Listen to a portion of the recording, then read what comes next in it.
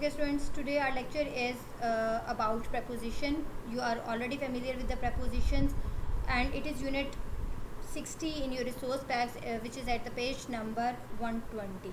Preposition. What are preposition? Preposition क्या होते हैं? Preposition वो words होते हैं, अगर आप इसको define करें simple words में, तो preposition are those nouns and pronouns which link to another word. और ये जो अनदर वर्ड है, it can be an adjective और it can be an adverb. Noun और प्रोनाउंस यानी कि वो वर्ड्स या वो नाउन्स या प्रोनाउंस जो एक लफ्ज़ को दूसरे लफ्ज़ के साथ जो है कनेक्ट करते हैं जुमले में, या these are the nouns and the pronouns which connect to another words और which link to another words. और वो another word it can be an adjective, it can be an adverb. तो इसको क्या कहते हैं जी? प्रेपोजिशन कहते हैं. कॉमनली जो प्रेपोजिशन यूज़ होती हैं आप उसे ऑलरेडी फेमिलियर हैं, जैसे इन, eight, about, for, with, of, about, instead of, to. So these are the prepositions which are commonly used in a sentence. So यहाँ पर जो हम एक्सरसाइज करेंगे, यहाँ पर जो यूनिट है इसमें बताया गया कि preposition जो है उसका क्या स्ट्रक्चर है. जब आप जुमले में preposition को यूज़ करते हैं तो some time preposition is followed with ing, is followed by a verb which ends with ing. Number one is that कि जब आप जुमले में preposition यूज़ करते हैं तो उसके बाद जो verb लगा होता है वो verb यूजुअली एंड होता है ing के साथ, यानी कि verb with ing. So usually prepositions are followed by the verb with ing. मिसाल के तौर पर before going out I found सारा. बिफोर गोइंग आउट, अब बिफोर जो है इसमें preposition है और गोइंग आउट, यहाँ पे जो वर्ब गोइंग है, गो जो एक वर्ब है, it is ending with ing. So usually preposition is followed by a verb which ends with ing. Similarly another example is what did you do after finishing school. तुम school ख़त्म करने के बाद क्या करोगे. Here in this sentence you can see that I repeat a sentence, what did you do after finishing school. Here you can see that after is a preposition and it is followed by a verb which is already ending with ing. और finish जो है वो एक verb है, but here the verb is ending with ing. So it means that the preposition can be followed by, or preposition is followed by usually a verb which is ending with ing, जो कि ing के साथ जो है वो end होता है. But it's not necessary, लाजमी नहीं है, ज़रूरी नहीं कि हर दफ़ा जो है वो ing के साथ ही जो है वो end हो रहा हो. सिमिलरली और दूसरी एक चीज़ ये है कि टू जो है, आपने देखे टू एक preposition भी है, लेकिन इसके साथ साथ टू जो है ग्रामेटिकली इन्फिनेटिव भी है. अब ज़रूरी नहीं है कि जुमले में जो है वो जहाँ पर टू लगा हुआ है वहाँ पर आपने देखना है कि यहाँ पर टू जो है वो preposition वाला टू है या यहाँ पर जो टू जो है वो इन्फिनेटिव है. आपको पता है इन्फिनेटिव क्या होता है? जब वर्ब से पहले आप टू लगा देते हैं it becomes infinitive. For example to do, to see, to play, to read, ये सब क्या है? ये इन्फिनेटिव है क्योंकि वर्ब से पहले टू लगा हुआ. So these words are infinitive. लेकिन एक टू preposition वाला भी होता है. तो अब आपने जुमले में जो है वो देखना है कि यहाँ पर जो है two is often part of the infinitive, कि ये इन्फिनेटिव का पार्ट है या फिर ये preposition है. ठीक है जी. अब मिसाल के तौर पर we decided to travel by train. We decided to travel by train. अब यहाँ पर आप देखें टू ट्रैवल, अब ये क्या इन्फिनेटिव है क्योंकि ट्रैवल जो है वो वर्ब है और उससे पहले टू लगा हुआ, तो हियर इट इज़ इन्फिनेटिव. यहाँ पर क्या है? ये इन्फिनेटिव है. इसी तरह एक और एग्जांपल है, would you like to meet for lunch tomorrow. अब यहाँ पर भी जो टू मीट जो है ये यहाँ पर ये वाला वर्ब preposition नहीं, ये वाला टू जो है वो preposition नहीं है बल्कि इन्फिनेटिव है. क्यों इन्फिनेटिव है? क्योंकि टू मीट, मीट वर्ब और उससे पहले टू लगा हुआ, so grammatically it is infinitive. It is not, here to is not a preposition. To जो है वो preposition नहीं है. लेकिन बहुत एग्जाम्पल ऐसे हैं जहाँ पर टू जो है वो preposition है, क्योंकि preposition वो वर्ड्स होते हैं, वो नाउन्स या प्रोनाउंस होते हैं जो दूसरे वर्ब के साथ लिंक करते हैं, दूसरे नाउन्स के साथ, दूसरे वर्ड्स के साथ जुमले में जो है लिंक करते हैं. अब preposition की एग्जांपल देखिए कैसे हो सकती है. मिसाल के तौर पर we went from Paris to Geneva. अब यहाँ पर जो टू है वो क्या है? वो preposition है, इन्फिनेटिव नहीं है, क्योंकि Geneva is not a verb, Geneva is a noun. So यहाँ पर जो है टू जो है वो क्या है? preposition. It is not an infinitive. Similarly I prefer tea to coffee. अब कॉफ़ी जो है ये वर्ब तो नहीं है, ये क्या है? ये नाउन है. सो यहाँ पर टू जो है वो preposition है, it is not an infinitive. ये जो है वो इन्फिनेटिव नहीं है. इसी तरह जो है टू जो है इट्स नॉट नेसेसरी कि ऑल द टाइम जुमले में जो है वो टू जो है वो preposition ही होगा या टू जो है इट कैन बी इन्फिनेटिव. अब आपने जुमला पढ़ के देखना है कि यहाँ पे टू जो इन्फिनेटिव है ये टू preposition है. अगर तो टू इन्फिनेटिव है देन ऑब्वियसली टू के बाद जो है वर्ब लगा होगा. लेकिन अगर टू प्रपोजिशन है तो उसके बाद जो वर्ब आएगा, अभी जो मैंने जैसे ऊपर बताया कि it will be followed by with ING, तो वो किससे फॉलो होगा, वो आईएनजी के साथ फॉलो होगा। ठीक है जी। अगर जो है टू प्रपोजिशन का है तो वो ऑलवेज जो उसके साथ वर्ब लगा होगा वो सिंगल वर्ब नहीं होगा, बल्कि वो that verb will end with ING.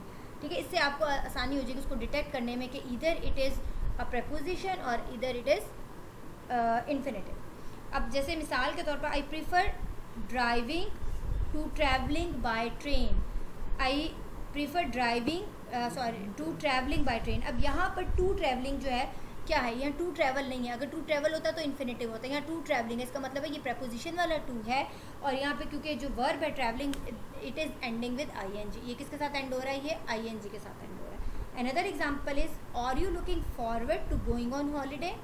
अगर यहाँ पर ये होता are you looking forward to go on holiday तो फिर वो इन्फिनेटिव होता। अब यहाँ पे टू गोइंग ऑन हॉलीडे है तो इट मीन्स दैट ये वाला टू जो है वो प्रपोजिशन का टू है, क्योंकि इसके बाद जो वर्ब है it is ending with ING, वो आईएनजी के साथ एंड हो रहा है। तो अभी यही मैंने आपको इसमें हमने देखा कि जब जो है ज़रूरी नहीं है कि ऑल द टाइम जो है जो टू है टू जो है एक ऐसा वर्ड है जो कि प्रपोजिशन में भी यूज़ होता है और इन्फिनेटिव में भी यूज़ होता है। अगर इन्फिनेटिव में होगा तो उसके बाद सिंपल वर्ब लगा होगा, क्योंकि जो है इन्फिनेटिव होता ही है कि वर्ब से पहले टू इस्तेमाल किया जाता है। लेकिन जो प्रपोजिशन वाला टू होता है it is always followed by the verb which ends with ING, जो कि आईएनजी के साथ एंड होता है। अब एग्जांपल देखें, इसके एक्सरसाइज देखें, यूनिट 60 जो है it is on the page number 121। I am doing the exercise 60.3 और 60.3 की स्टेटमेंट ये कह रही है complete the sentences with a suitable word, use only one word each time.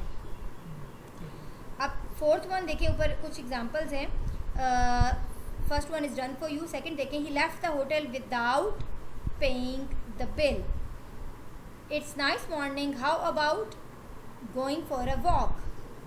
We were able to translate the latter into English without using a dictionary. Before dash to bed, I like to have a hot drink. Before going to bed, I like to have a hot drink. It was a long trip. I was very tired after traveling on a train for 36 hours. ठीक है जी। अब यहाँ पर देखें after जो है वो क्या है, एक प्रपोजिशन और ट्रैवलिंग, उसके बाद जो वर्ब यूज़ हो रहा है it is ending with ING. ठीक है जी। इसी तरह बिफोर जो है ये भी एक प्रपोजिशन है, इसके बाद जो वर्ब यूज़ हो रहा है it is ending with ING. Without is a preposition, उसके बाद जो वर्ड यूजिंग मैं यूज़ कर रही हूँ that is also the verb is ending with ING. अब आ जाए जी नेक्स्ट पेज पे, आपके पास यूनिट 61 है और इसमें वो बता रहे हैं गेट यूज टू और यूज टू। अब दोनों में क्या डिफरेंस है, गेट यूज टू और यूज टू। यूज टू आप वहाँ पर यूज़ करते हैं जहाँ पे आप ये कहते हैं कि you are the used to of that thing, you are the habitual of that thing. जब आप किसी चीज़ के आदी होते हैं, when the something is not new for you, when something is not strange for you, जब आपके लिए कोई चीज़ जो है वो अजीब नहीं होती, न्यू नहीं होती, स्ट्रेंज नहीं होती, तो आप यूज टू का वर्ड यूज़ करते हैं। यूज टू का मतलब है कि आप इस चीज़ के आदी हैं। I am use to do this, मैं ये करने का आदी था। और use to is usually used for the past, not for the present. Used to जो है जब आप ये कहते हैं कि आप कोई काम करने के आदी हैं तो यूज टू डूइंग और यूज टू द वेदर, तो यूज टू जो है वो क्या होता है, वो पास्ट के लिए यूजुअली यूज़ होता है, प्रेजेंट के लिए यूज़ नहीं होता। और यूज टू के बाद जो वर्ब आप यूज़ करते हैं that also ends with ING, वो किसके साथ एंड होता है, वो आईएनजी के साथ एंड होता है। जैसे कि I am use to the weather in this country और I am use to driving on the left. अगर खाली जो है वर्ब उसके साथ यूज़ करेंगे तो it will end with ING. ठीक है, तो यूज टू के बाद जो वर्ब लगाएंगे it will end with ING.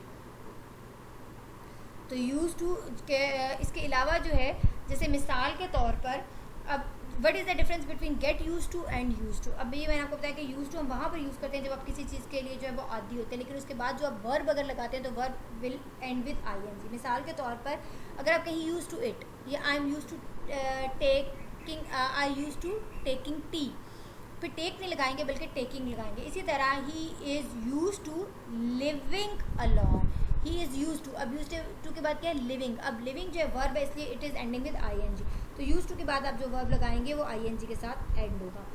अब इसमें और गेट यूज टू का क्या मतलब है, दोनों में क्या डिफरेंस है, दोनों में एक स्लाइड सा डिफरेंस है।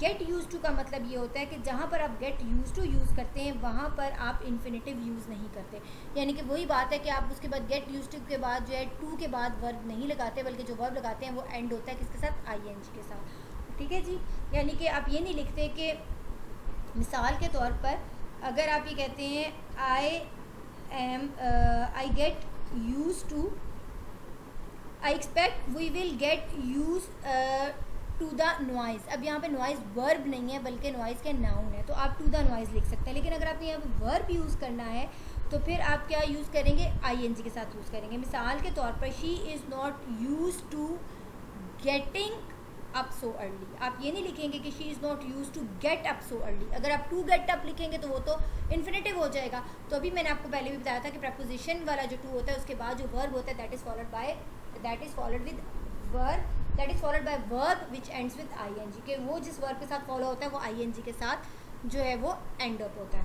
इसी तरह जो है आप गेट यूज टू जो है उसके बाद भी जो वर्ब आएगा वो किसके साथ एंड होगा, आईएनजी के साथ. अगर तो नाउन है तो वो आप लगा सकते हैं, लेकिन अगर जो है वो वर्ब है तो आपने ये याद रखना है कि यूज टू के बाद जो वर्ब आएगा वो भी जो है आईएनजी के वाला होगा. गेट यूज टू के बाद जो वर्ब आएगा वो भी आईएनजी वाला होगा. जो प्रपोजिशन के बाद हम ऑब्वियसली वर्ब यूज़ करते हैं that will end with ING. लेकिन जो इन्फिनेटिव के साथ वर्ब होता है वो आईएनजी के साथ एंड नहीं होता. अब what is the slight difference between get use to और use to. Use to is use for past. जब आप किसी चीज़ के आदी होते हैं, when you are use to do something, आप कुछ करने के आदी होते हैं, वहाँ पर आप जो वो यूज टू यूज़ करते हैं. जैसे that is not something new and strange for you. लेकिन जिस चीज़ के आप जो है वो वक्त गुजरने के साथ साथ आदी हो जाते हैं वहाँ पर आप गेट यूज टू लगाते हैं. यानी कि आप पहले उसके आदी नहीं थे बल्कि वक्त गुजरने के साथ या प्रैक्टिस के बाद आप उसके आदी हो गए हैं, तो वहाँ पर हम गेट यूज टू लगाते हैं कि आदी हो जाना. जैसे आप किसी को कहते हैं कि अगर आप ये कहें दोनों जुमलों में क्या डिफरेंस है, I am use to this या I am use to this luxurious life style. मैं इस लेग्यूरियस लाइफ स्टाइल का जो वो आदी था. अगर आप ये कहें कि I am getting use to this luxurious life style. Sorry, I am get to this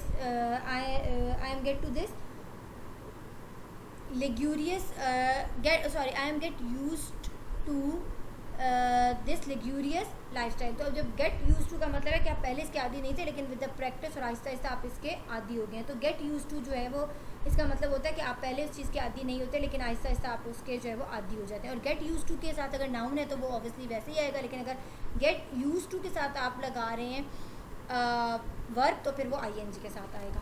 अगर इसकी एक एग्जांपल देखें कि अगर आप ये कहते हैं she was not used to it, वो इसकी आदी नहीं थी. लेकिन अगर आप ये शी वॉज नॉट, इसका मतलब ये कि वो she was not used to driving on the left, वो लेफ्ट साइड पर ड्राइविंग करने की आदी नहीं थी. लेकिन अब चूँकि उसने प्रैक्टिस की और अब वो इसकी आदी हो गई है तो फिर आप इसको यूँ लिख सकते हैं, she got used to driving on the left. She got to use to driving on the left का मतलब ये है कि अब जो है इतनी ज़्यादा प्रैक्टिस के बाद now it is no more problem for her. अभी उसके लिए जो है वो इतनी ज़्यादा प्रॉब्लम नहीं है. इसी तरह एक और एग्जांपल देखें. Our new apartment is on a very busy street. हमारा नया अपार्टमेंट जो है बहुत ही मसरूफ़ जगह पर है. I expect we will get use to the noise. हमें गेट यूज टू यानी कि आदत नहीं है हमें, लेकिन गेट यूज टू हम इसके आदी हो जाएंगे to the noise, but at the moment it is very disturbing. ठीक है जी. और अगर आप ये लिखें कि इसी तरह जो है वो एक और जो है देखें कि Helen has a new job. She has to get up much earlier now than before at 6:30. She finds this difficult, but she is not used to getting up so early. She is not used to. वो आदी नहीं थी getting up so early, इतना जल्दी उठने की, but she will used to getting up. लेकिन जो है वो कुछ अरसे के बाद जो है वो इसकी आदी हो जाएगी. तो गेट यूज टू कहाँ पे यूज़ होता है, जब आप प्रैक्टिस के बाद किसी चीज़ के आदी हो जाते हैं वहाँ पे आप गेट यूज टू लगाते हैं. और जो है जहाँ पर जो है आप ऑलरेडी किसी चीज़ के आदी होते हैं वहाँ पर आप यूज टू लगाते हैं. लेकिन अगर यूज टू के बाद जो है वो अगर आप यूज टू के बाद जो वर्ब लगाते हैं दैट एंड्स विद आईएनजी. और गेट यूज टू के बाद अगर नाउन है तो एज इट इज़ ही रहेगा, लेकिन गेट यूज टू के बाद अगर आप वर्ब लगाएंगे तो वो आईएनजी के साथ एंड होगा. मिसाल के तौर पर she had to get used to driving on the left. अब यहाँ पे ड्राइविंग जो है ये क्या है, वर्ब है. अब इसलिए ये आईएनजी के साथ एंड हो रहा है. आप ये नहीं लिखेंगे कि she had to get used to drive on the left. Infinitive नहीं बनाना क्योंकि वो तो फिर इन्फिनेटिव हो जाएगा टू ड्राइव. तो इसलिए जो यूज टू के बाद जो आप वर्ब लगाएंगे क्योंकि टू प्रेपोजिशन है तो इसके बाद जो वर्ब आएगा वो आईएनजी के साथ एंड होगा. So she had to get used to driving on the left और she is used to driving on the left. अगर आप ये कहेंगे she is use to driving on the left, तो फिर भी आप जो है वो क्या लगा रहे हैं, वो वर्ब लगा रहे हैं, इसलिए यूज टू के बाद, इसलिए जो है that is ending with ING. तो अभी मैं अगर इसको सम अप करूँ तो प्रपोजिशन जो है मैंने आपको बताया कि कॉमन प्रपोजिशंस क्या है, कॉमन प्रपोजिशन कौन सी होती है। अगर हमने सिर्फ अभी टू की प्रपोजिशन को डिस्कस किया वो इसलिए कि टू जो है वो लिटिल बिट कंफ्यूजिंग है इन्फिनेटिव के साथ। इन्फिनेटिव क्या होता है, जब वर्ब से पहले आप टू लगाते हैं तो इट बिकम्स इन्फिनेटिव। लेकिन जो प्रपोजिशन वाला टू होता है, जो इसको आप इस तरह से आइडेंटिफाई कर सकते हैं कि अगर खाली टू के बाद वर्ब लगा हुआ तो इसका मतलब है वो टू प्रपोजिशन वाला नहीं है। लेकिन अगर वो प्रपोजिशन वाला टू है तो उसके बाद जो है वो जो वर्ब लगा होगा it will end with ING, वो क्या होगा, आईएनजी के साथ एंड होगा। इसका मतलब ये है कि प्रपोजिशन जो है is followed by the verb which ends with ING, और is followed by a verb ending with ING. वो उस वर्ब के साथ फॉलो, उसके बाद जो वर्ब लगता है वो आईएनजी के साथ जो है वो एंड अप होता है। इसी तरह यूज टू और गेट यूज टू में हमने डिफरेंस देखा, और यूज टू के बाद जो वर्ब लगता है वो भी आईएनजी के साथ एंड होगा, और गेट यूज टू के बाद जो वर्ब लगेगा वो भी आईएनजी के साथ एंड होगा। लेकिन अगर नाउन है तो उसका आईएनजी के साथ एंड होना ज़रूरी नहीं है, तो ऑब्वियसली वो टू के बाद एज इट इज ही आ जाएगा। ठीक है जी, तो ये डिफरेंस था इन प्रपोजिशन के टू में और इन्फिनेटिव के टू में और get use to and used to में। उसके बाद जो हम नेक्स्ट क्लास में जो हम डिस्कस करने वाले हैं वो वर्ब प्लस प्रपोजिशन और उसकी क्या पोजीशंस हैं और एक्सप्रेसिंग विद आईएनजी।